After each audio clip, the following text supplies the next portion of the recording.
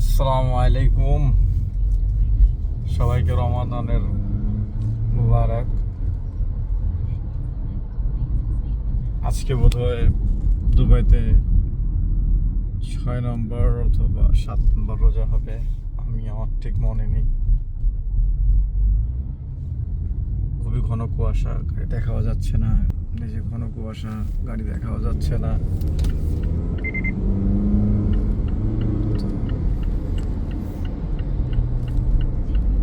খুবই যে অবস্থাটা, নাজেহাল পরিস্থিতি। গত 4-5 দিন ধরেই দুবাইতে যে পরিমাণ ঘন কুয়াশা, নর্মালি এদের এখানে তো এটা হয় না।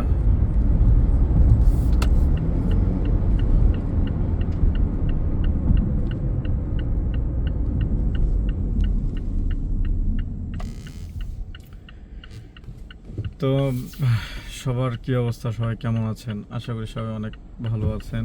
তো আমি অনেক দিন ধরে ভিডিও বানাচ্ছিলাম না, বিভিন্ন কারণে ভিডিও বানাচ্ছিলাম না। তবে আজকে একটু সময় করে ভিডিও বানালাম। তো এখন কথা হচ্ছে যে আসলে সরকার পরিবর্তনের সাথে সাথে যে জিনিসটা দাঁড়াচ্ছে যে আসলে ওই সেম ফ্যাসিবাদের আমলে যে আপনার দ্রব্যমূল্যের যে দামটা ছিল আকাশ ছোঁয়া, সেই একই অবস্থায় চলে গেছে। মানে মানুষ এমনভাবে সুযোগ পেয়ে গেছে, যারা বিক্রি করছেন, যারা ব্যবসা করছেন, তারাও এই সুযোগটা লুফে নিচ্ছে। কারণ সব জায়গায় চাঁদাবাজ দিয়ে ভরে গেছে, চাঁদাবাজি হচ্ছে অনেক বেশি পরিমাণে, যার কারণে আগে যেরকম আপনার এই উত্তরবঙ্গ থেকে কাঁচামালগুলো আসতো, তো কোনো ধরনের চাঁদা দিতে হতো না। আর অনেক অর্গানাইজেশন আছে যারা সরাসরি ইয়ের থেকে, কৃষকের থেকে দ্রব্য সংগ্রহ করতো। তা এখন বর্তমানে তা হচ্ছে না, তা পুরোপুরি বাণিজ্য মন্ত্রণালয়ের কন্ট্রোলে চলে গেছে। তা এখন বাণিজ্য মন্ত্রণালয় থেকে যত পর্যন্ত গ্রিন সিগন্যাল না আসতেছে, বাণিজ্য মন্ত্রণালয় থেকে যতক্ষণ না একটা ভালো সিদ্ধান্ত আসতেছে, ততক্ষণ পর্যন্ত মানে কেউই আপনার মনে করেন ওই সেই সুবিধাটা ভোগ করতে পারবে না। দাম যা হওয়ার তা তো হয়ে গেছে, লেবুর হালি থেকে শুরু করে সব কিছুর দাম মানে অনেক বেড়ে গেছে। তো আসলে কি বলবো, এখানে আমরা দুই দলের মাঝখান থেকে আর বেরোতে পারলাম না।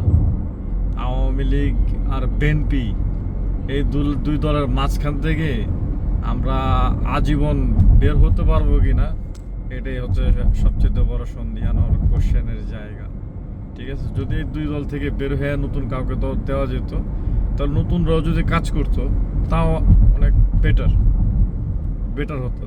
তো এখন কি বলার, কোনো কিছু বলার নেই।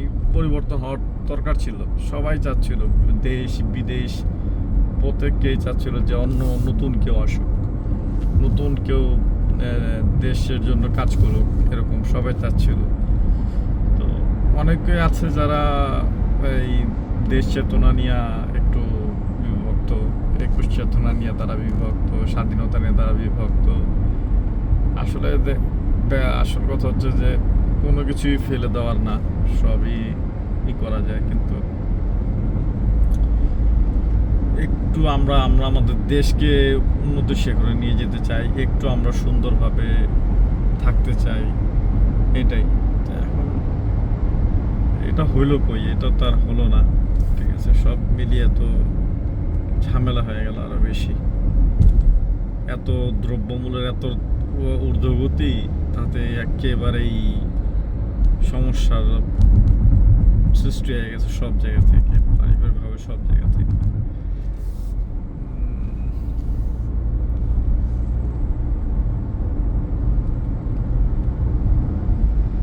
ঘন কুয়াশা, শীতের সকাল, ভালো লাগতেছে, আমি এনজয় করতেছি। আমি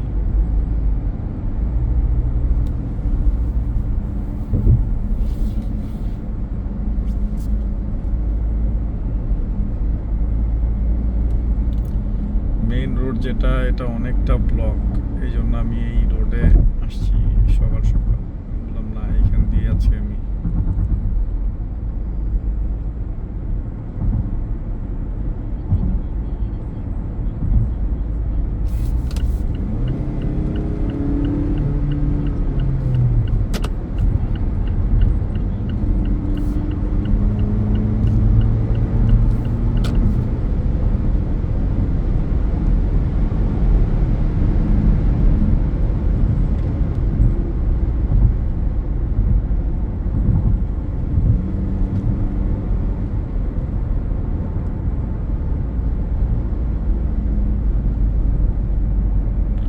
তারপর নিজের অধিকারের জন্য সবাইকে লড়তে হবে এখন, কারণ এখন না লড়লে দেশের অনেক বড় ক্ষতি হয়ে যাবে। আর যে ক্ষতিটা হবে সেটা আর ফিরে আসবে না, কখনোই ফিরে আসা সম্ভব না।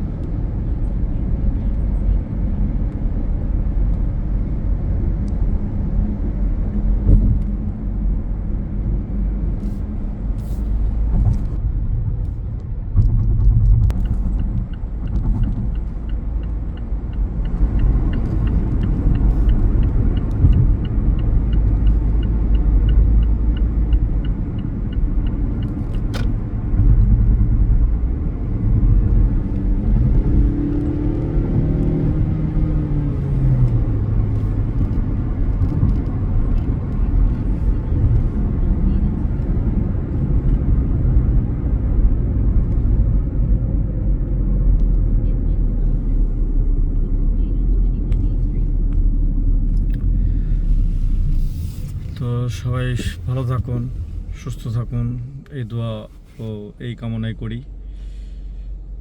কি করার, কিছু করারই নেই, দোয়া করা ছাড়া। সবাই সবার জন্য দোয়া করেন, এটা হচ্ছে সবচেয়ে ভালো। ওকে, আসসালামু আলাইকুম।